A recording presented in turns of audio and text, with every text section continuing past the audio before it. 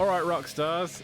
So, first of all, thank you so much to everybody that's watched the other video.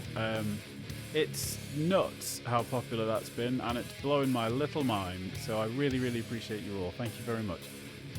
So for this one, I'm going to shame myself. I've got one of my favourite guitars, and I hadn't played it in ages, and the neck had gone really dry, and it needed all sorts of work doing to it. So I thought, rather than just do it, I'd do a video, and then hopefully there's a few tips and tricks in there that you'll see that will improve what you're doing with yours, or give you a bit more confidence about doing up a second-hand guitar, or getting used to twiddling a Floyd.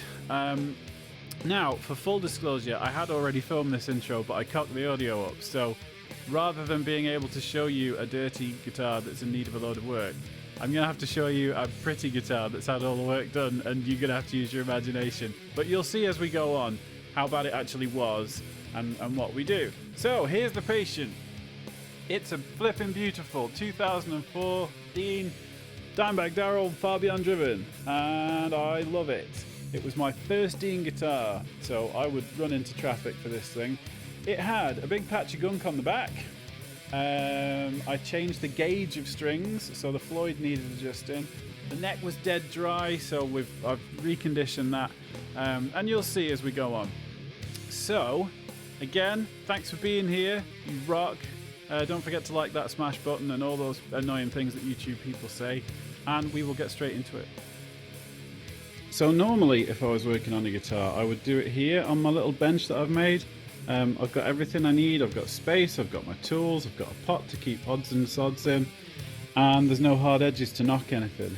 Unfortunately, because I can't record in the kind of detail that I wanted to show you, I had to go and do it over there on my knee whilst I was recording, so you're going to have to bear with me, but that's why everything looks a little bit janky. So, tool-wise, you're going to need a Phillips head screwdriver for doing the trem claws, if I need to adjust them. Hopefully not. You're going to need, ideally, not a rusted up old pair of needle nose pliers, but as long as they've got a real good cutting edge on, whatever. You're going to need a couple of microfiber cloths. I'm going to be using these, which is the DR Dimebag 9 to 50 gauge guitar strings. I love the way these things sound. They are a bit dearer than the average string, but I think they're worth it. I've got this WD-40 silicone free for cleaning that gunk off. So if you've got a guitar or a car, or for that matter, that you take put a sticker on and you have to take it off, this is really good for that. The best thing to use for it is naphtha, which is what they used to use in oil lamps and stuff like that. But if you don't live in the 1700s, then WD-40 is a bit easy to get hold of. I've got this that I made, which is just a little block of foam that I put some fluff over to act as a little cushion for the guitar neck, so that when I can rest it on there, the headstock won't be hitting the bench itself, and will protect it. And then to do the fretboard, I have got one of these little blanking plates where you sit it over the fret, and then you can polish it without damaging the fretboard underneath. I've also got this, which is low tack masking tape.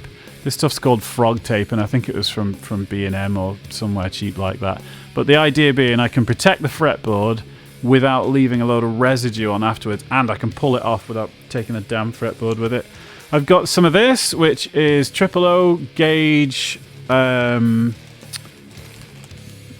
steel wool. That's right, Tom. And this is really good for polishing your frets, and we'll get them up to a good sheen, as you will see. And then I've got this, which is fast fret.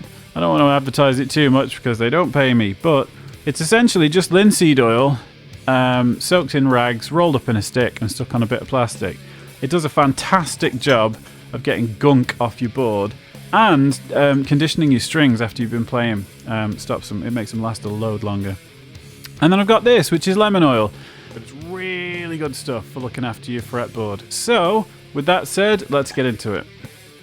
Alright, so a quick one first, because this might be a bit of an elephant in the room for someone that's either new to owning a Floyd or anybody that's had one for a bit and just doesn't really like them. I'm going to show you how a floating bridge works. So it is essentially a tug of war between a pull in that direction and a pull in this direction. where the bridge balances on the two little pins that are drilled into the body. So on the back you have the mountain claw, which anchors to the body, then transfers via these springs, a pull in that direction, into the block here, which goes into your bridge, into the strings, which are pulling in that direction. So it's kind of this direction, like a walking stick of movement. The horror story of a Floyd is when you break a string on stage, because all of a sudden the force is reduced in that direction, so the springs take over and it sends you immediately horribly sharp. But the plus sides well outweigh the minus, in my opinion. So hopefully that covers that. I will go into it in more detail as I'm working, but at least you'll kind of get the point of what I'm talking about. When it's finished, it should look nice and balanced like that. You see how it's perfectly parallel to the body of the guitar? Well, that's what we're going for. So let's get on with it. Alright, so we are currently up at the top end of the guitar here on the locking nut. So locking nuts are amazing. You haven't got to piss about and upgrade them for bone or any of that you do on a normal guitar. Incidentally, I really need a truss rod cover. If anybody's got one kicking about, that would be lovely. But yeah, let me show you the big mistake that most people make with a locking nut, is to over tighten them. Now, it just wants to be a pinch, just to stop the string growing through. You don't want to be crushing the string into the nut or anything like that, because A, you'll damage the string, and then when you pull on the whammy, next thing you know, you're going to whip yourself in the face with a bit of broken string, like in some of my Instagram videos.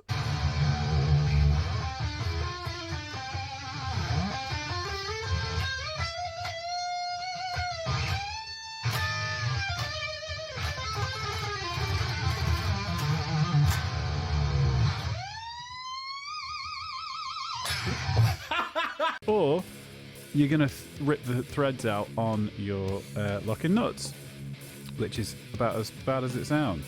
So let me show you. So to slacken off, and then to tighten up, just use one finger, and when it tightens up, stop. Okay, that wasn't hard. So there we go. Anyway, we're taking off, but I just thought that would be a good little bit to show you. It's a dead handy idea at this stage to have a little plastic tub or a mug or anything like that handy, just to chuck all your little bits and bobs that you're going to be taking off.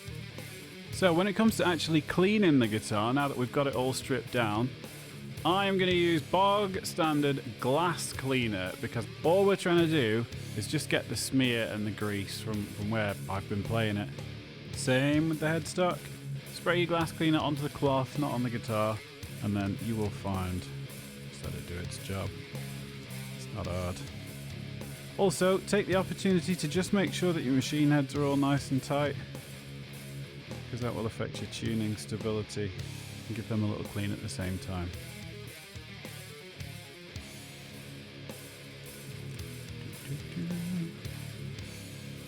Sweet! Alright, so next up in unusual uses of household objects, I've shoved a washing up sponge under the bridge there, because it actually sits perfectly flat with that in there. And it means I can get to these to tighten it up without faffing about. Okay, so let's get onto this neck. Now, we're going to do the frets first before we do the fretboard, because doing the frets is going to make the fretboard more dirty anyway. So, get your crappy tape. You want to get right up against the bottom of the fret if you can. Just like that. Don't want to be stuck down too tight. That is fine.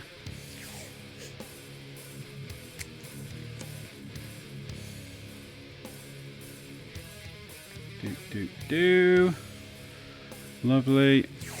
I might as well do this one as well at the same time.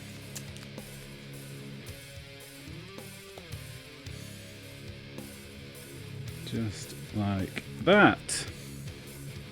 So, you know what, I'm not even going to use this because I can get a bit closer to it.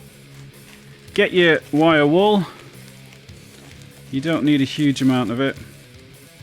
Just a little wad.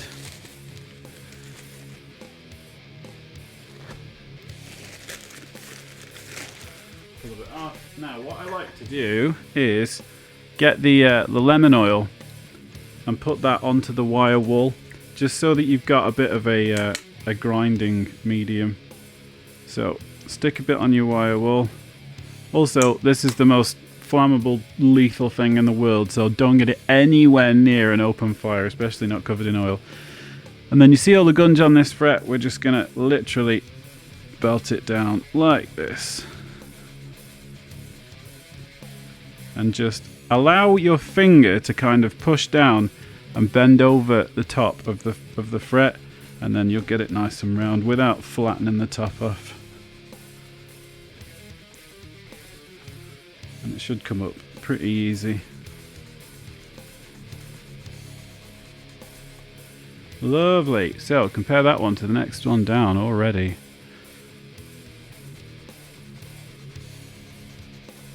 And then, rather than wasting your tape, reuse it, because you want low tack. The less fresh it is, less chance there is of leaving gunk on your fretboard. So next one down, again it's got the oil on.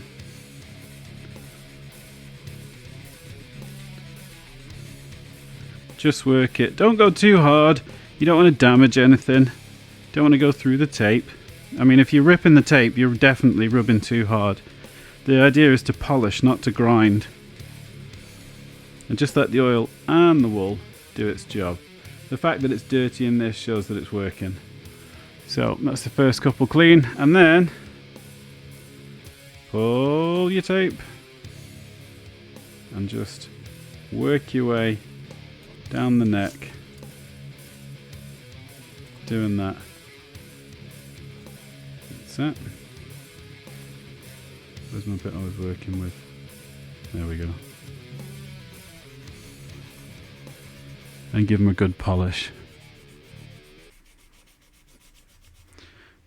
Right, I'm going to get on with that.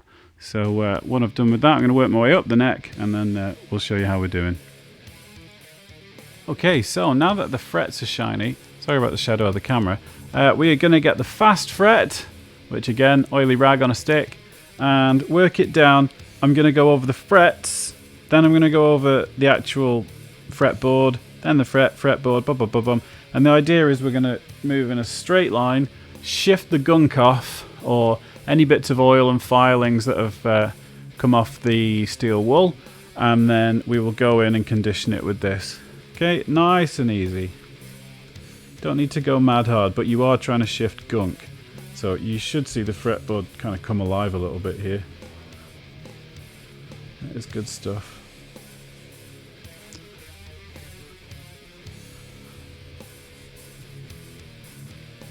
But we will finish it with the lemon oil, because I think that makes a really good job of it. Plus, this is going to have kind of shit in it, so I'm going to get that wiped off, and then we'll put the fresh oil on. You can see there's dirt coming off it there.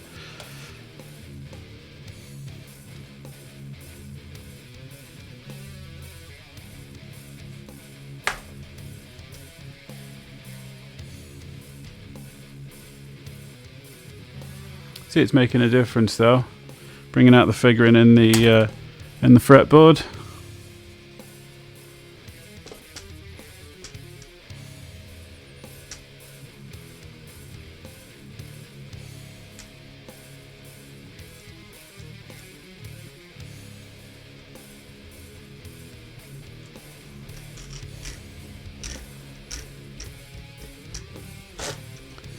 Nice, right. So there is our essentially clean fingerboard. Look what it's done to the stick. Wah, wah, wah. So, grab your microfiber. Wherever that's gone. This is why I can't get anything bloody done. I'm trying to do a video for YouTube. Just let me do the thing. People are watching. Alright, it is strings time. So, these are the boys. I showed them you before. You've all seen guitar strings. I do like these though, because they're sealed in. Thing is with like cheaper strings, they tend to come in paper packets, but you don't know how long they've been sat in a warehouse quietly rotting. So get your strings ready. I'm going to put them in at the ball end, at this end, all right? But I'm going to cut them first so that that bit of wrap and everything is off, because that is rigid, and what's rigid is also fragile. So this is what your needle nose are for. Snip it off after the ball with your rusty needle noses, so you've just got pure string from end to end, and then feed it through, and I'll show you the other end. So hopefully one of these will look half decent on the camera and you'll be able to extrapolate that process for the other ones. But all the way in, make sure it's nice and central, and just do it up finger tight. Don't rush, and don't over tighten. Those are the only two rules. Oh, there we go. And if you get it wrong, just do it again.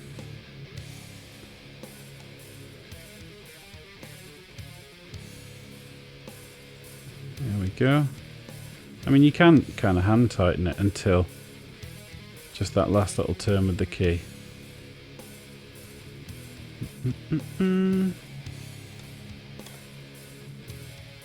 But if you just do it with one finger, that's generally a good indication of whether you're going too hard or not. Sat in the rut there. Lovely. Okay. I just want to give a little shout out as well. Anybody that watched my last video, first of all, I love you. Second of all, look at this. The old black tape.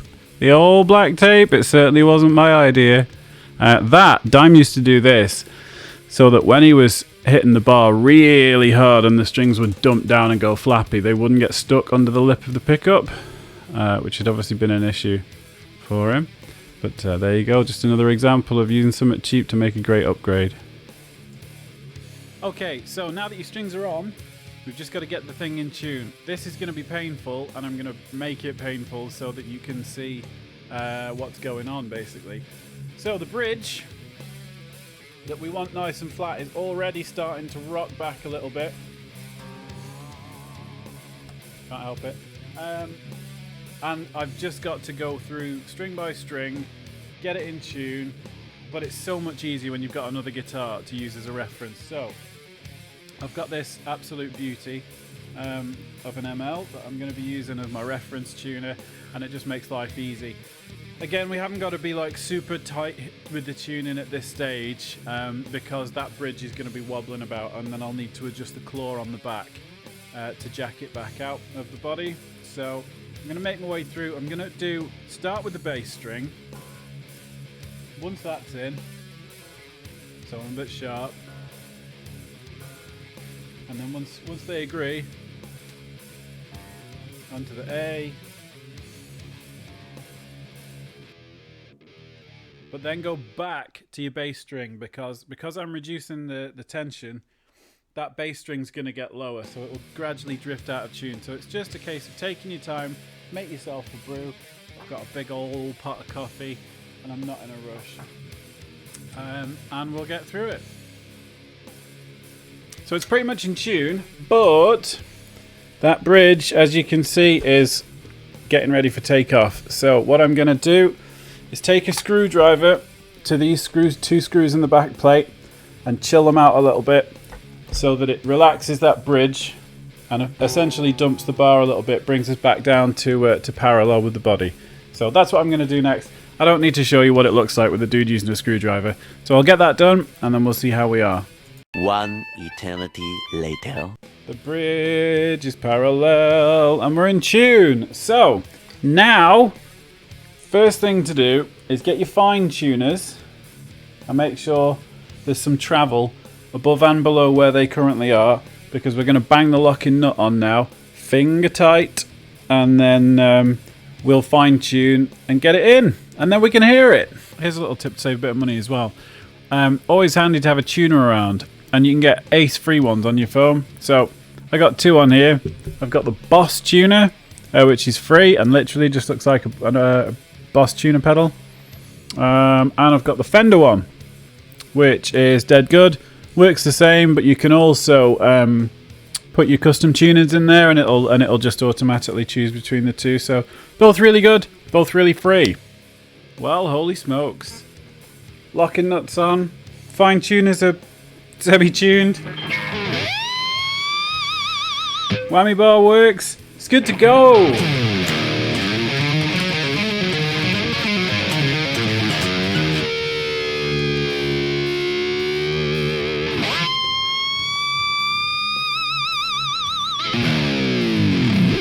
Anyway, this has been a long enough video. Thank you so much, dudes, for sticking around. Yeah, you know, all that YouTube stuff about buttons and subscribes and all that crap. More importantly, let me know if there's anything you'd like me to cover in the future, or anything that you want me to go over in a bit more detail, or any specific questions that you've got that you think would make a good video, and I will flip and well do it. Stay classy, I love you lots, and I'll see you soon.